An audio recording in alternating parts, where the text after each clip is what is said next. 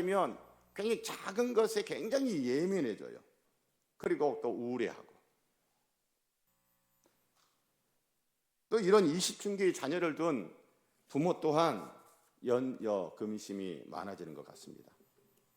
자, 여러분, 20춘기가 아니래도 세상 살아보니 어떻습니까?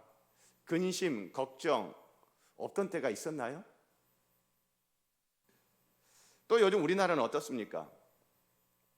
12.3 비상겸 사태 이후 참으로 기괴한 일들의 연속입니다. 내가 지금 21세기를 살고 있나? 참으로 기괴한 일들의 연속입니다. 심지어 건물 화재 사고, 산불 사고, 낚싯배 전복 사고, 제주항공 여객기 참사까지 근심이 근심을 불러오고 많은 국민들의 근심이 깊어지는 하루하루입니다. 그렇지 않아도 살기가 팍팍하고 힘든 국민들, 왜 이렇게 힘들게 하는지, 왜 이렇게 불안하게 하는지, 왜 이렇게 근심거리를 가져다 주는지. 오늘 성경 본문에 예수님의 제자들도 근심이 많네요. 1절에 보니 너희는 마음에 근심하지 말라. 예수님을 믿는 제자들이 근심하고 있는 거예요. 예수님이 제자들 딱 보니까 저것들이 지금 근심이 많네. 그래서 너희는 마음이 근심하지 말라라고 말씀하신 거죠. 제자들은 그 근심은 어떤 근심일까요? 우리는 지금 요한복음 14장인데 요한복음 13장부터 어떤 배경이냐면 예수님 십자가에 못 박혀 죽으시 전날 저녁에 제자들과 함께 마지막 식사를 하는 자리잖아요. 예수님께서 허리를 동이고 허리를 굽혀서 제자들의 더러운 발을 씻겨주기 전에 세족식도 하시고, 그리고 이런저런 말씀들을 하시는데 예수님이 자꾸 떠나신다는 얘기를 하는 거예요. 자꾸 어디 간다는 거예요. 아니, 내가 지난 3년 동안 예수님께 올인했는데 배도 버리고 내 직업도 놔두고 예수님께 내 인생을 올빵했는데 그럼 난 뭐야? 난 뭐 어떻게 하라는 거야? 내 인생 어떻게 되는 거야? 나 지금 헛살았나? 그럼 내 미래는 어떻게 되는 거야? 내가 잘못 선택했나? 또 그 자리에서 누군가가 또 나가요. 가룟 유다가 그 밤에 나갑니다. 아니, 쟤는 또 왜 나가는 거야? 그 제자 공동체를 떠납니다. 떠나가요. 이 제자들이, 남아있는 제자들이 계속 여기 있는 게 맞아? 내가 계속 여기 있는 게 잘하는 걸까? 지금이라도 내가 다른 길을 찾아봐야 되는 건 아닐까? 그런데 또 예수님이 한 말씀 또 하십니다. 베드로가 제가 죽을지라도 저는 예수님 부인 안 할 거라고 그 소리를 빵빵 치는데 예수님께서 그 베드로에게 뭐라고 그러셨어요?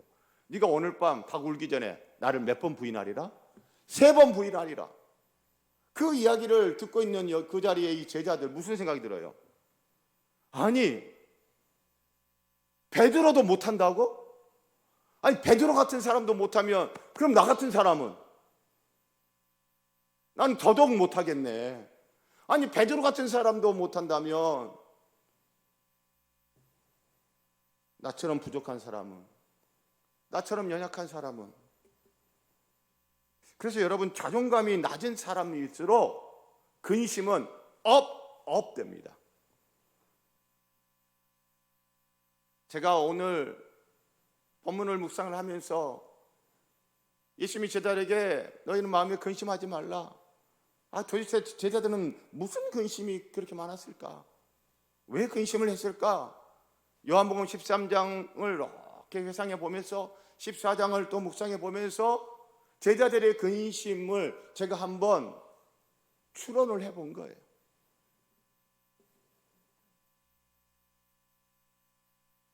예수님의 제자들을 보고 딱 진단을 내는 거죠. 야, 너희들의 마음에 근심병이 있구나. 예수님의 진단, 마음의 근심병. 예수님은 진단만 하시는 분이 아니고 그걸 어떻게 하셔요? 처방도 내려주세요. 근심 처방전. 근심 처방전 뭘까요? 두 글자, 믿음이에요. 여러분 1절 함께 다시 낭독해 볼까요? 너희는 마음에 근심하지 말라. 하나님을 믿으니 또 나를 믿으라. 마음에 근심하는 제자들에게 예수님이 뭐 하래요? 믿으랍니다. 믿으랍니다. 근심 처방전은 다른 것이 아니라 믿음입니다.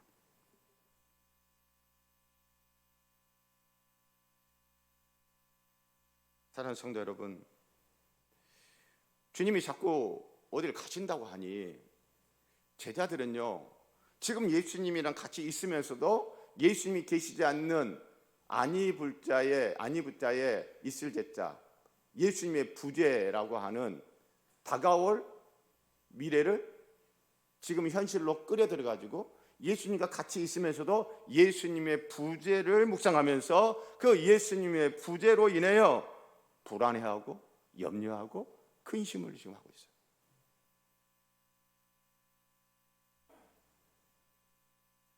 예수님이 이렇게 보시면서 무슨 생각하시냐면, 아니 내가 지금 가지만 아주 가는 거 아니고 어때요? 예수님이 아주 가시는 거예요? 아니면 다시 오세요? 다시 오세요. 보세요. 3절 가서 너희를 위하여 거처를 예비하면 내가 다시 와서, 내가 지금 가지만 아주 가는 거 아니야. 내가 다시 올 거야. 내가 다시 올 거야. 사랑하는 성도 여러분, 우리도 인생을 살면서 예수님을 믿으면서도 예수님의 부재를 경험할 때가 있지 않습니까? 정말 주님이 나랑 함께 하시는 게 맞아? 주님이 나와 함께 하신다면 나에게 어떻게 이런 일이 생길 수 있어? 주님이 함께 하신다면 왜 이 기도 제목이 아직도 응답이 안 되는 거야? 주님이 함께 하신다면 왜 이 문제가 왜 여전히 나를 힘들게 하고 우리 가정을 힘들게 하고 왜 그러는 거지? 정말 주님이 함께 하시는 거 맞아? 라고 하는 생각이 드는 주님의 부재를 우리가 경험할 때가 있지 않습니까?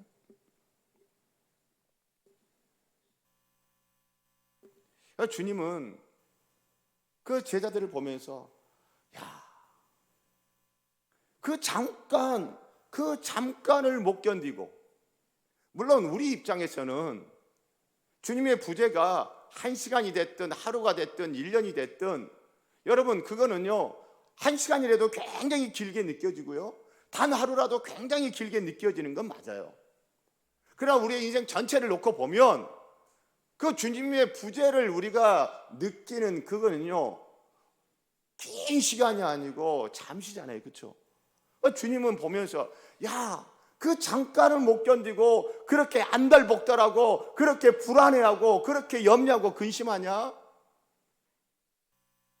내 다시 온다니까. 그 잠깐을 못 견디니 날 믿어. 여러분, 제자들이 주님이 어딘가를 갖고 가신다고 그래서 자신들의 미래가 굉장히 불확실해졌어요. 지금까지는 예수님과 함께하면서 그렸던 그림이 있어요. 이렇게 되겠지 라고 하고는 기대감이 있었단 말이죠. 그런데 주님이 어디 가버리신대. 그러면 이 미래가 어떻게 되는 거예요? 불확실해지는 거예요. 저와 여러분의 미래 어떻습니까? 확실한 거 그렇게 많지 않잖아요. 특히 요즘 한국 사회 어떻습니까? 세계 여러 나라, 외국에서 우리나라를 보면 이 코리아 리스크 아직 해소되지가 않았어요. 세계 유수의 언론들과 세계 각국에서 말하는 게 뭡니까? 현재 한국 사회의 이 리스크와 한국 사회의 혼란과 이 불안,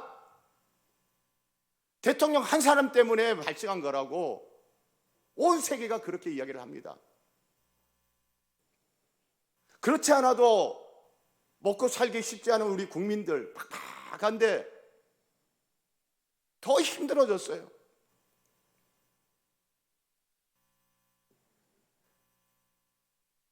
이 미래의 불확실성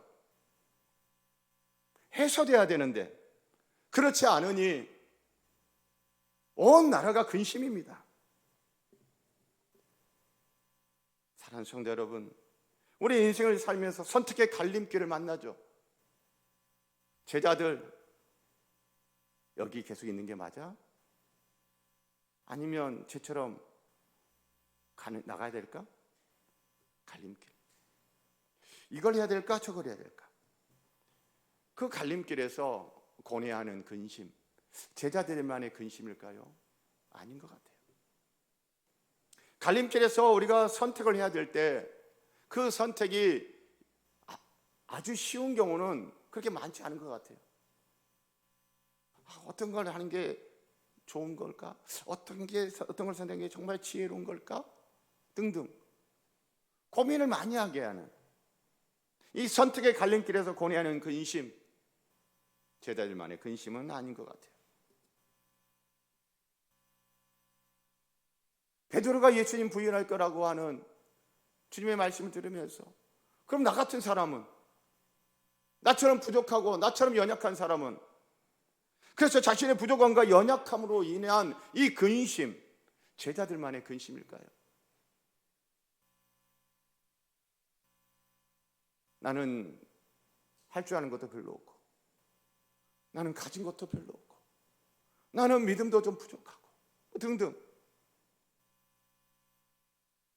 사랑하는 성도 여러분, 이런저런 근심을 가지고 있는 제자들에게 예수님께서 내린 처방전은 믿음입니다.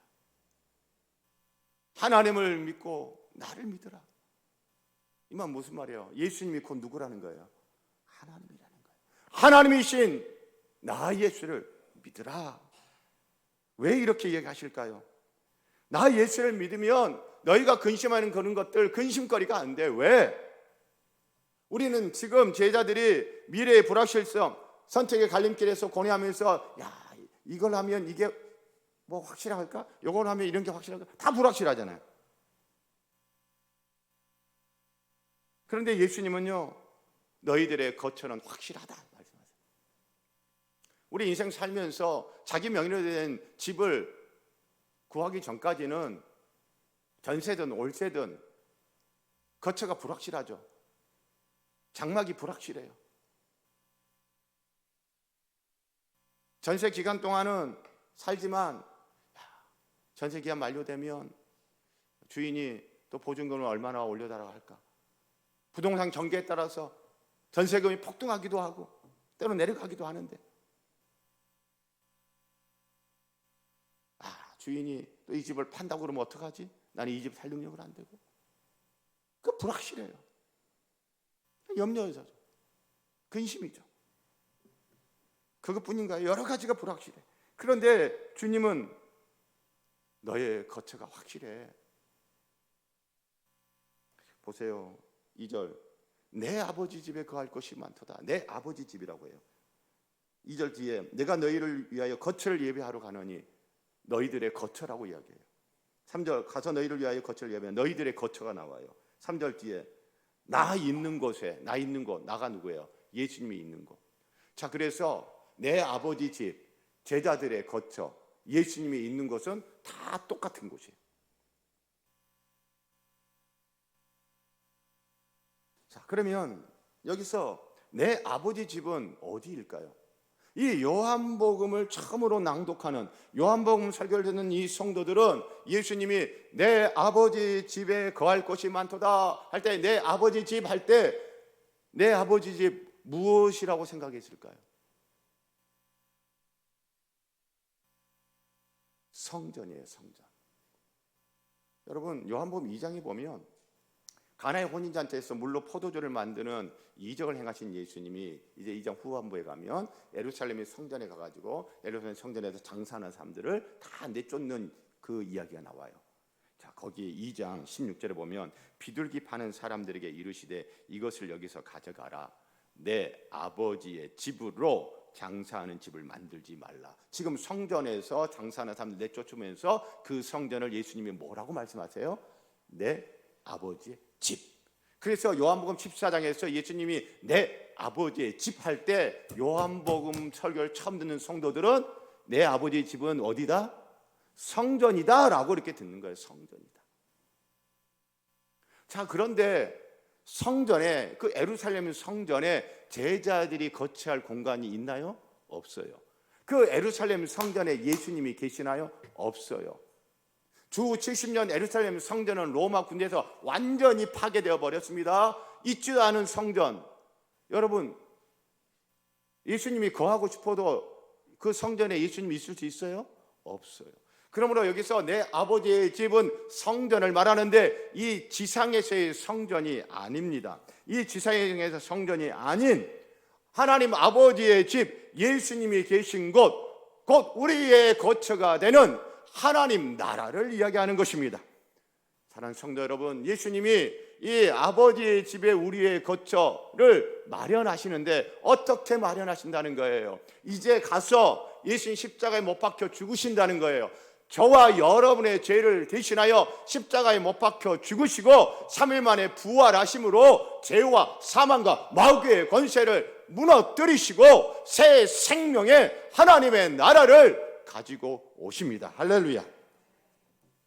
사랑하는 성도 여러분, 이렇게 내가 가서 너희의 거처를, 아버지의 집 하나님 나라의 너희의 장막을 확실하게 준비할 거야. 너희의 미래는 불확실하지 않다. 너희의 미래는 안전히 보장돼 있다. 할렐루야. 사랑하는 성도 여러분, 그래서 미래 불확실성 때문에 염려하지 않아도 돼. 날 믿으면. 왜? 예수님이 우리의 미래 안전을 확실하게 준비하셨고 보장해 주시기 때문입니다. 사랑하는 성도 여러분, 우리 지금 매일 성경으로 이제 말씀 묵상도 하고 우리 유치부부터 우리 작년까지 다 공과나 구역 모임도 다 통일을 했습니다. 지금 여호수아서를 우리는 묵상을 하고 있는데, 여호수아서 하나님의 은혜로 구원받고 광야 40년을 지나 이제 요단강 동편에 도착한 이스라엘 백성들, 이제 건너편, 요단강 건너편에 하나님께서 준비해 놓으신 약속의 땅이 있습니다. 그들의 거처가 기다리고 있습니다. 그들에게 주어질 유업 하나님 나라가 있습니다. 그런데 그를 바라보는데 그들로 하여금 자신 없게 하고 자신감 떨어지게 하고 걱정되게 하고 염려하게 하고 불안하게 하고 두려워하게 하는 것이 있어요. 뭐예요? 넘쳐나는 요단강물이에요. 그 넘쳐난 요단강물 그거 어떻게 해서 건넜다 치자. 그러면 그 다음에 또 버티고 있는 게 있어요. 뭐예요? 크고 견고한 여리고성이에요. 저 넘쳐난 요단강물은 건넜다 쳐. 그러면 저 여리고성은 또 어떻게 할 건데? 요단강 동편에서 바라볼 때 근심이 근심을 불러오는 거예요. 자신감은 뚝뚝 떨어지는 거예요. 우리 힘으로, 우리가 가진 실력으로 저 넘쳐난 요단강물을 어떻게 건너? 그리고 우리는 전쟁 경험도 없고, 그리고 수성전하는 그 성 안에서 지키는 사람들을 향해서 공개하는 공성전을 펼쳐본 적도 없고, 우리는 전투 경험도 없어. 우리가 저렇게 크고 큰 견고한 성을 우리가 어떻게 정복할 수 있겠어? 그건 근심 걱정 많아야 될 거예요. 그렇죠? 근데 하나님은요, 두려워 말아라, 강하고 담대하라, 언약궤 메고 들어가. 하나님이 함께 하신다는 그 상징 언약궤, 하나님을 믿고 제사장들이 요단강 물에 발을 딱 디디니 어떻게 돼요? 요단강 물이 오다 딱 그쳤어요. 그리고 건넜어요. 크고 견고한 성 여리고성은 어떻게 됐어요? 언약궤를 맨 제사장들과 백성들이 그 여리고성을 돌고 돌았더니 어떻게 됐어요? 무너졌어요. 할렐루야. 하나님을 믿으니 근심 걱정 떠나가고, 하나님을 믿으니 하나님이 예비하신 준비하신 확실한 우리의 거처 유업 하나님의 나라를 우리는 받고 누리게 되는 것입니다. 사랑하는 성도 여러분, 제가 설교를 준비하다가 여기까지 준비를 하고 제가 막 찬송을 불렀어요. 할 수 있다 하면 된다 해보자. 믿는 자에게 능치 못함이 없으리라. 그리고 그 다음 가사가 중요해요. 그 다음 가사가 제 가슴을 때렸거든요. 나는 부족해도 나는 약해도 주님 도와주시니 할렐루야. 의심 말고 두려워 말라. 기적이 일어난다. 말씀 안에서 믿음 안에서 할 수 있다 해보자. 말씀 안에서 믿음 안에서 할 수 있다 해보자. 할렐루야. 사랑하는 성도 여러분, 예수님이 왜 나를 믿으라고 그럴까요? 예수님 믿으면 우리의 미래는 확실하게 보장되어 있기 때문에 예수님 자기 믿으라는 거였고, 또 그 확실한 보장되어 있는데 또 이런 생각을 하잖아요. 그럼 주님이 예비하신 하나님 아버지 집, 우리의 거처, 주님이 계신 곳, 그 하나님 나라는 어떻게 갈 수 있죠? 어떻게 할 수 있죠? 걱정 마. 내가 길이야. 내가 길. 우리가 잘 아는 말씀, 6절 말씀. 내가 곧 뭐요? 길이요. 할렐루야. 내가 준비해놓고 거기 갈 수 있는 길도, 하이웨이 고속도로도 내가 쫙 뚫어놨어. 할렐루야.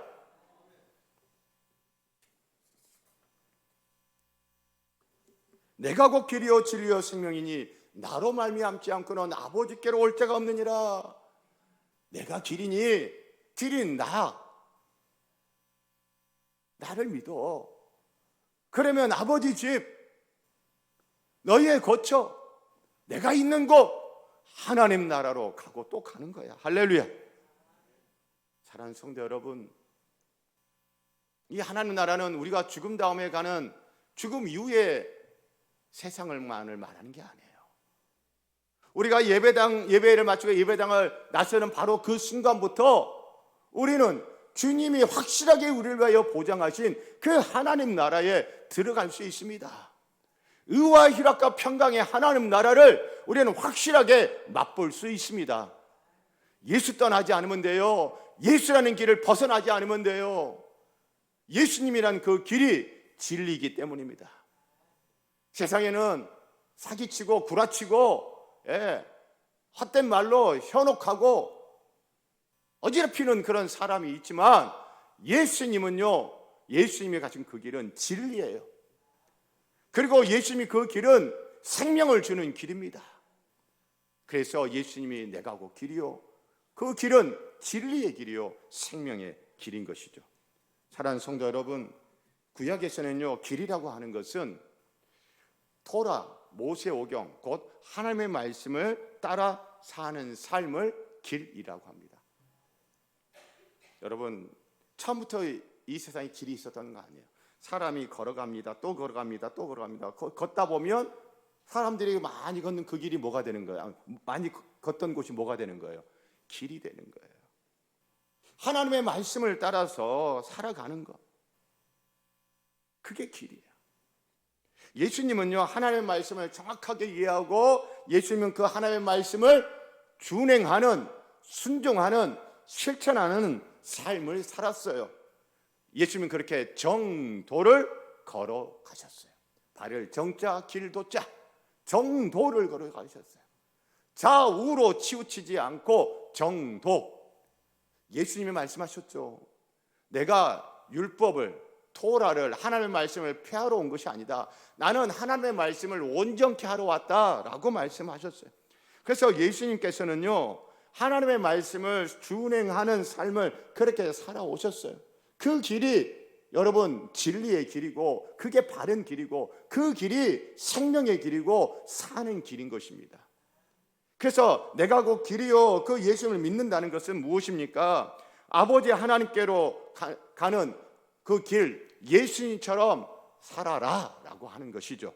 예수님을 영접하고 믿는 것이 아버지께로 가는 진리의 길, 생명의 길로 들어서는 행위입니다. 어느 길로 가야 할까? 다른 길 아닙니다. 바로 그 길입니다. 예수 그 길입니다. 예수 길에서 벗어나지 않았으면 좋겠습니다. 예수 길에서 벗어나 샛길로 우회하려고 하지 않았으면 좋겠습니다. 정도를 걷는 저와 여러분 됐으면 좋겠습니다. 사랑하는 성도 여러분, 근심하는 제자들에게 하나님을 믿고 또 나를 믿으라고 말씀하셨어요. 저와 여러분 인생 살며 예수님 믿는다고 하면서 신앙생활 하지만 근심 생길 때가 있습니까? 없습니까? 있어요. 그런데 예수님은요, 그래 근심은 생길 수 있어. 그런데 그 근심에 매몰되어지고 근심에 사로잡히는 거 주님이 원하시는 거예요? 원하지 않는 거예요? 원하지 않는 거예요. 사람이다 보니 살다 보니 믿음이 있어도 이런 근심 저런 근심 생길 수 있죠. 그러나 그 근심에 사로잡히면 안 된다. 그 근심에 빠지면 안 된다. 그 근심에 매몰되지 되면 안 된다. 그러기 위해서 예수님이 우리에게 내린 처방전이 뭐예요? 나를 믿으라요. 나 예수를 믿어라. 그래서 예수님이 근심하는 제자들에게 아마 이렇게 반문을 하신 것 같아요. 너 나 믿니? 너 나 믿니? 사랑하는 성도 여러분, 예수님이 제자들에게 너 나 믿니? 라고 하신다면 여러분 어떻게 대답해야 될까요? 예. 사랑하는 성도 여러분, 주님 믿으십니까? 하나님 믿으십니까? 근데 근심이 할 때 있어요, 없어요? 있어요. 그런데 그 근심을 계속 근심하고 근심. 그러면 주님께서 와서 이렇게 물어보실 거예요. 너 나 믿니? 그럴 때 우리 어떻게 대답하면 될까요? 예, 그러면 한번 해보십시다. 제가 예수님 역할을 할게요. 제가 질문을 하면 여러분 답을 하세요. 근심하는 이에게 주님이 너 나 믿니? 너 나 믿니? 너 나 믿니? 할렐루야. 주님 믿으면 돼요. 우리의 미래는 확실합니다. 하나님 나라입니다. 그 길을 가는 길도 확실히 준비되어 있습니다. 예수님이 바로 그 길입니다. 그래서 우리 2025년 주님이 예비하신 아버지 집 하나님 나라 들어가고 또 들어가십시다. 여러분 가정에서 의와 희락과 평강의 하나님 나라 확실하게 경험하고 누리기를 축복합니다. 여러분의 일터에서 의와 희락과 평강의 하나님 나라 확실하게 경험하고 누리기를 축복합니다. 우리 금성교회에서 의와 희락과 평강의 하나님 나라 확실하게 경험하고 누리기를 축복합니다. 그래서 제가 이게 설교 준비를 딱 마치고 찬송을 불렀어요. 이 좋은 하나님 나라 나 혼자 갈 수 없지. 우리 성도들하고 다 같이 함께 가고 싶다. 그래서 어떤 찬송 부르는 줄 아세요? 함께 갑시다 내 아버지 집 내 아버지 집 내 아버지 집 함께 갑시다 내 아버지 집 참된 평화 있는 곳 다 함께 갑시다 내 아버지 집 내 아버지 집 내 아버지 집 함께 갑시다 내 아버지 집 참된 평화 있는 곳. 기도합니다. 하나님 아버지, 근심하는 제자들에게 나 믿어, 나 예수를 믿어 라고 하신 주의 음성이 오늘 나에게도 들립니다. 주님 믿겠습니다. 주님 믿음으로 또 하루를 살겠습니다. 주님 믿음으로 2025년을 걸어가겠습니다. 예수님 이름으로 기도합니다. 아멘.